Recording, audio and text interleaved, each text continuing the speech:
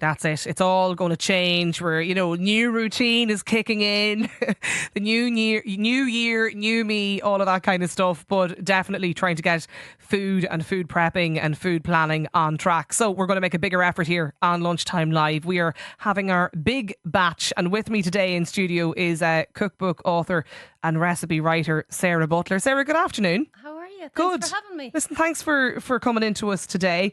You are here to help me and everybody else who wants to join me on this journey. What a word I hate, but I just want to try and get into a better system.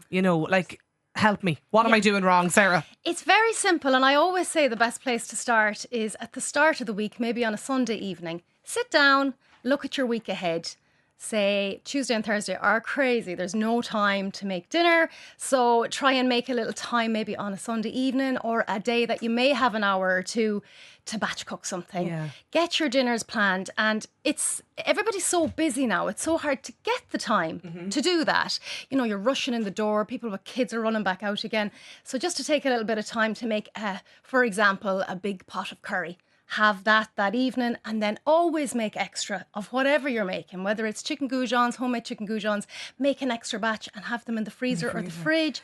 And to pull them out, it's on a busy day that you don't have time, and you have them out in the morning defrosting away, and dinner is so much I was quicker. brilliant years ago. I was the queen of batch cooking. Everything. Like, there was always soup and then This one is it. or two other dishes. But I got sick of it. I just never changed it up. Yeah, this is it. I hear that a lot.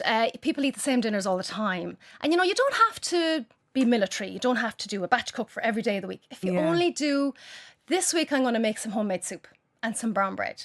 And then maybe next week, say, I'm going to do a pot of bolognese and have some frozen, and just ease your way in gently. Even when you're putting your shop away, don't just fire everything into the fridge in the bags, because that's going to bring so much food waste. At the end of the week, you don't know what you have. If you put your shop away nice, if you can take a little bit of time to wash your fruit and veg, pop them in the fridge where you can see everything. You've got your few dinners planned out ahead. You've bought your shop based on that. So, don't go into the shops and just randomly buy stuff. And it's so hard. Well, that's what we're going to do here, though, on Lunchtime Live. You are going to give us recipes in advance. We can put them up on our social media accounts. People will be able to get them on my own Instagram, Newstalk's Instagram, at Lunchtime Live as well, NT on X or Twitter. And the idea, I suppose, is to give us a little bit of inspiration. And as I said, it can be scary because people think, oh, now I have to, be up all night making things. Just try one recipe this week. Right, try what are we these doing? Recipes. I have a gorgeous brown bread and a lovely quiche. This is great. Lunch served and everything. Well, the great thing is, Andrea, you can have this for lunch. You can have it for your dinner the night before if you have leftover. It travels well. Good.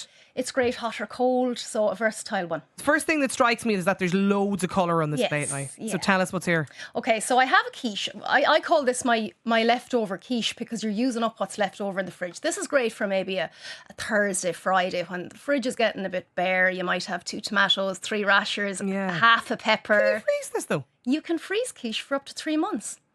Freeze homemade quiche. Yeah, right. absolutely. Now, I say this, I should tell you, I don't eat eggs. I'm not an egg woman, but weirdly, I love egg-based desserts and mayonnaise and all I'll of have this. to look up a recipe for quiche that doesn't have eggs. I didn't even know there was such a thing. I'm but sure go there on. is. I'll still try it, though. So a quiche is a great one. It's a bit like an omelette.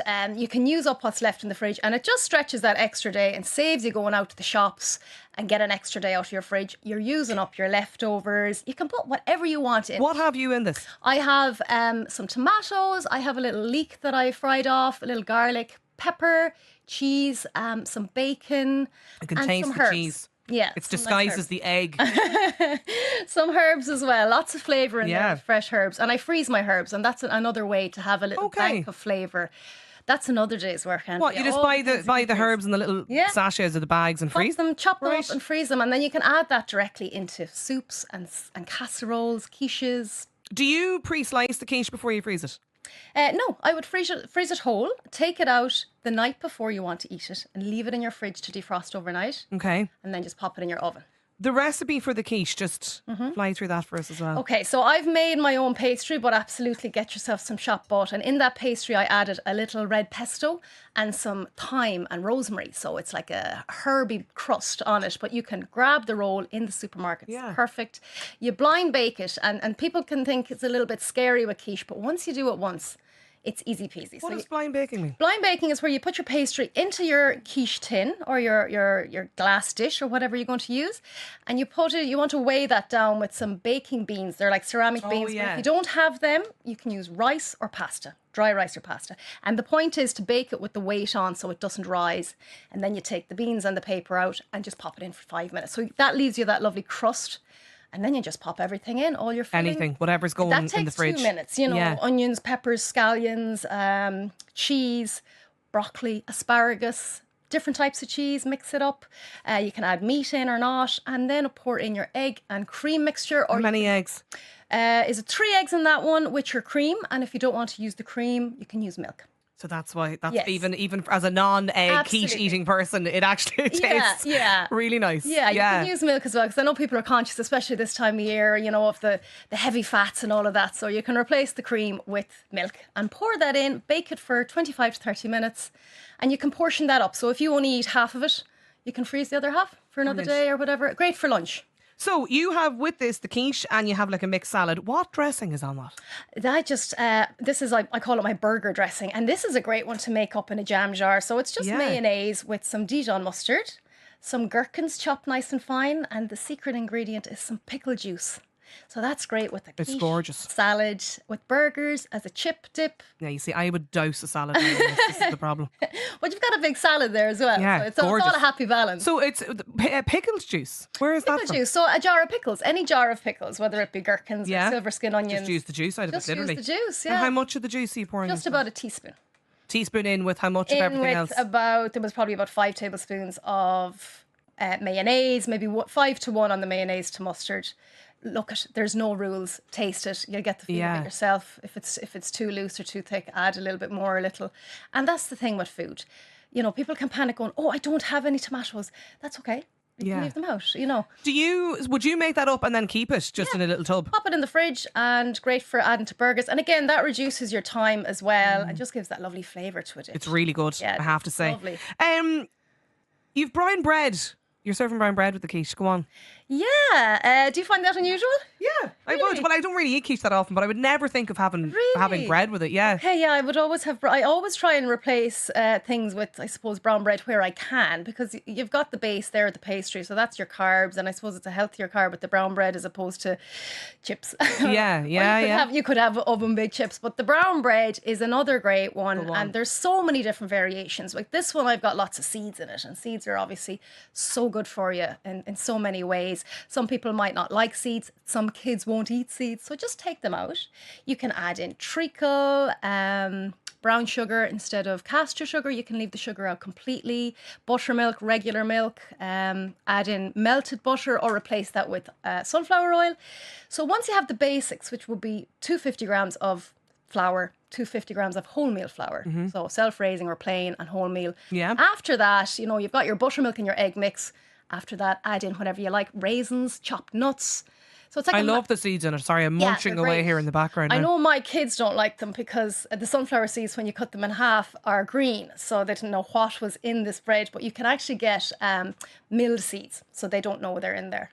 And you can add in oatmeal, flax seeds, so many different things. So super healthy. So for the batch cooking purpose, you're making that on a Sunday or a Monday? I would make 3 loaves of that, and I'd freeze 2, because 1 will last a day in our house. Right. It's gone. Great for after school when the kids come in. When the kids are between coming home and dinner time, you just need to get them that extra 20 minutes, and all you can hear is the fridge opening or the press is open, and you can't leave them in the kitchen on their own.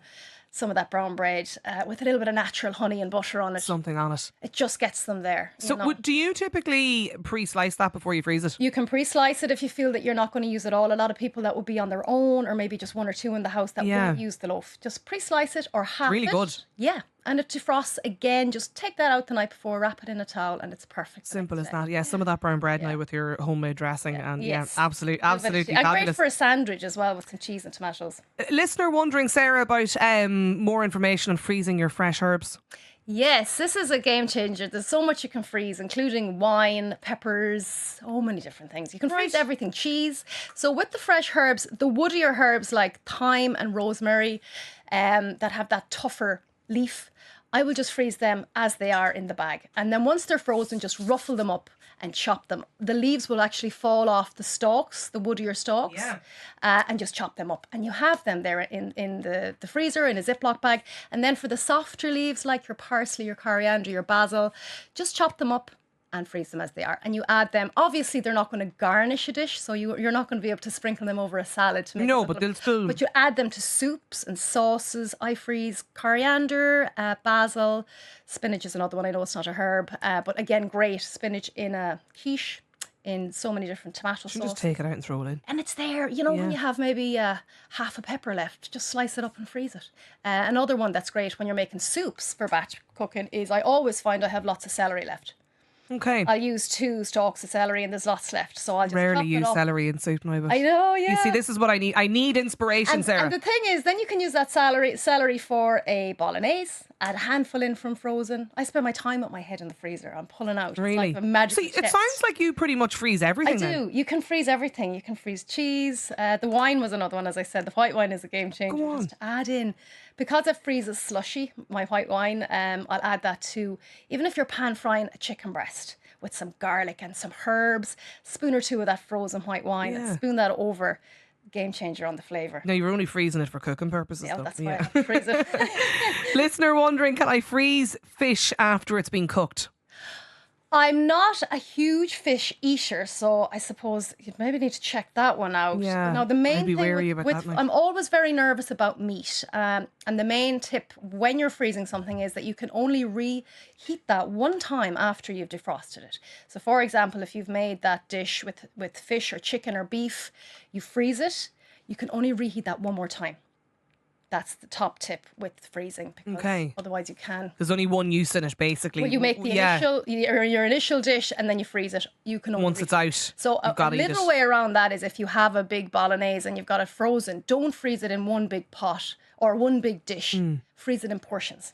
And the little Ziploc bags. Exactly. Yeah, or the little glass portion it up. containers, because you may only take 4 portions out of that and reheat it, and the rest is waste. Okay. Whereas if you freeze it in a portion sizes, you might be eating it now, somebody else might be eating in 5 hours time. You don't want to let it go cold and you can't reheat it. So that's where portion freezing is really handy. You are going to be with us every Monday for the next while to try and inspire us, to inspire me anyway, to just, move beyond the couple of things that I cook every week. Just little small changes. Yeah. So we're going to have our hashtag actually is LL Big Batch for Lunchtime Live's Big Batch. You'll get all of the recipes there. I should say they are up on our Lunchtime Live Twitter account or X as well, and the Newstalk Instagram. You are going to be back next Monday afternoon with loads more inspiration. Lots more, and I'll have actually these 2 recipe demoed in video format on my Instagram page, Sarah Butler at Home Official, this afternoon. So if anybody wants to check them out, do tag me in them. We'll share them. I'm going to enjoy the rest of that after the show today. Sarah Butler, thanks a million for joining us today on the programme.